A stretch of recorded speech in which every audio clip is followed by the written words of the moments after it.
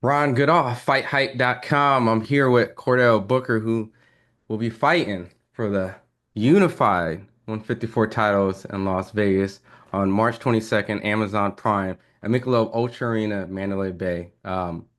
First and foremost, I know, a lot of times, many cases, people would say like they don't really get like second chances, but it seems like you made like the best of every time, a second chance has kind of came. So what does this fight mean to you and how excited are you to be able to get a crack at not just one, but two titles? This means a lot to me. It means everything to me because, like you said, I've been given second chance in life when it came to going through my court case, facing 13 years. Made the most out of that by turning my life around and giving my life to God and just overall being a better person, being a better man, um, doing a lot of things for my community. And now this is a goal that's for me. This is a selfish goal that I set out for myself, and but it'll help me do a lot more things that aren't selfish. It's pretty crazy. Everything's kind of parallel how the universe works. Because the first time I met you was at Barclays Center. We did an interview when Marcelo's Wilder took his first loss, and you kind of spoke positively, and kind of how to make a redemption and how to come back and those type of things. And I know your Emma Williams fight was kind of on short notice. Things just kind of like, hey, this is an opportunity, I'm gonna go for it. But a lot of times fight fans kind of dismiss a guy that has so much attention like you. You fought a lot in amateurs. You've been in the ring, even now, like you work with champions like Geronis and Richardson Hitchens, I mean Sean Porter. So it kind of, as brutal as the boxing world can be, it's kind of like redemption. Like that's the story. Do you feel like after like, your loss professionally, it's kind of the same as you being able to kind of get another opportunity and making the best from wrongs, or just things not going in your favor?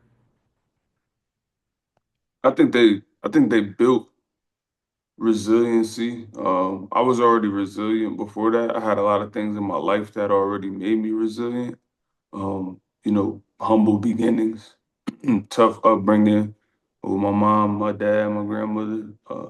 You know, I lived in a house where it was a two-bedroom house and seven of us lived in there, in the hood. So you had to you had to be resilient living where I lived. So that kind of already had me feel like that. But also just being competitive, like losing in things and then wanting to just win. Overall, I feel like people should always want to just strive to be better at what they can. Like you doing you're doing interviews right now. Like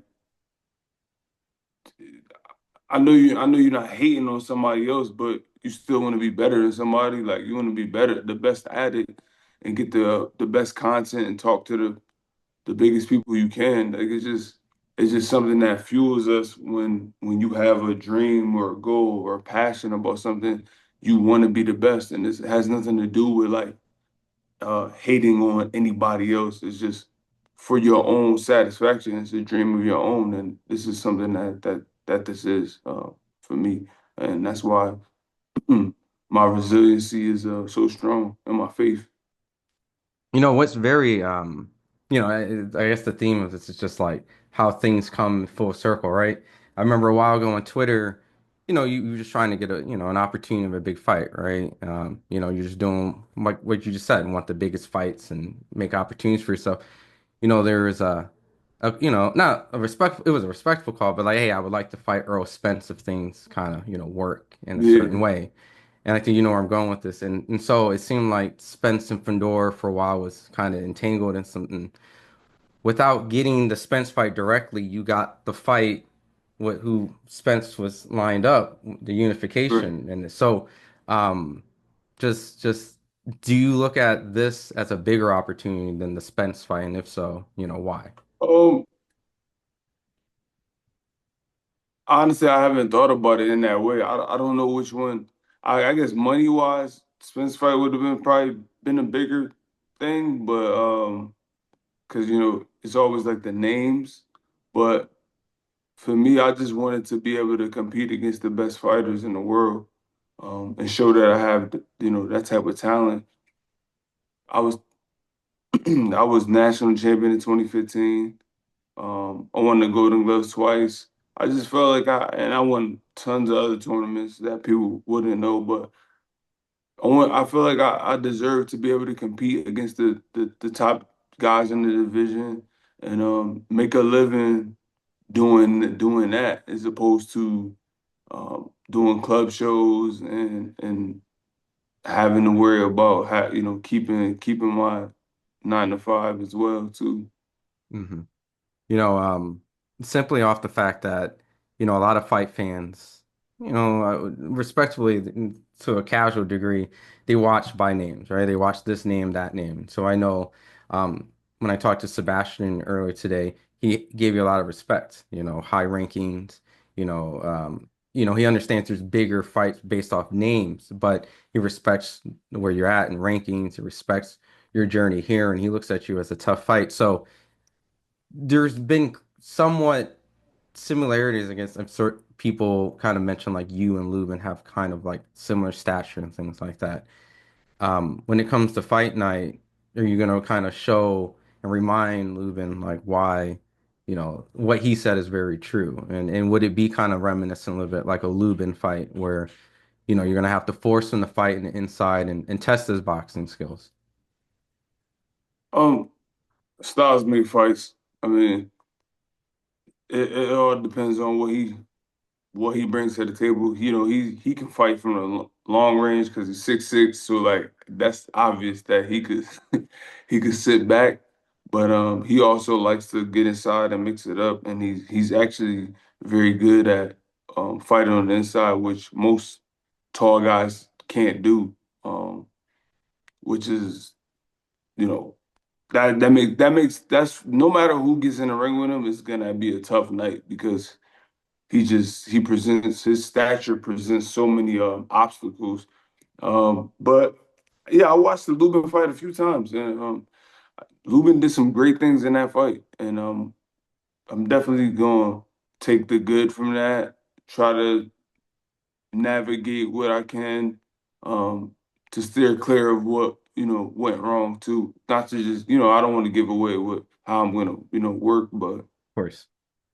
um, overall, I watched the Lubin fight a bunch of times to answer your question though. This is it's a little boxing nerdiness that I just wanted to poke. And my last final two questions. You posted on social media, you pretty much said from the village to Vegas, odds always been stacked against you, and you kind of mentioned like you wish your dad was kind of able to see this opportunity. Is it simply the fact that just to see where you're at, win or lose, just to be able to see your name with the posters and stuff?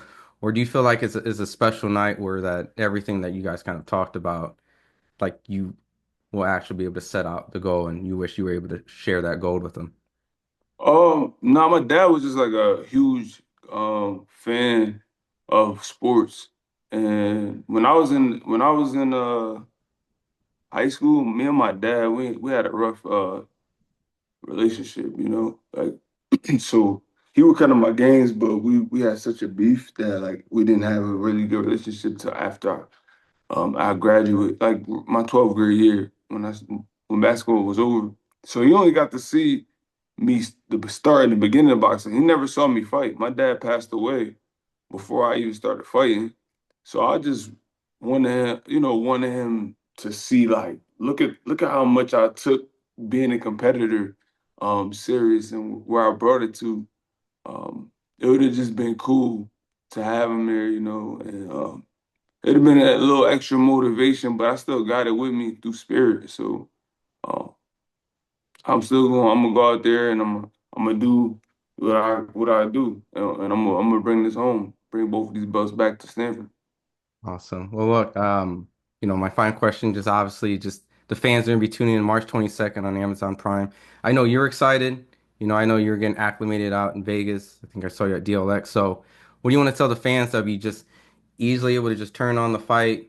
March 22nd on their Amazon. Maybe get some stuff to, some supplies, but get a good night of Yeah. fighting and for that unification bout on March 22nd against Sebastian Fundora.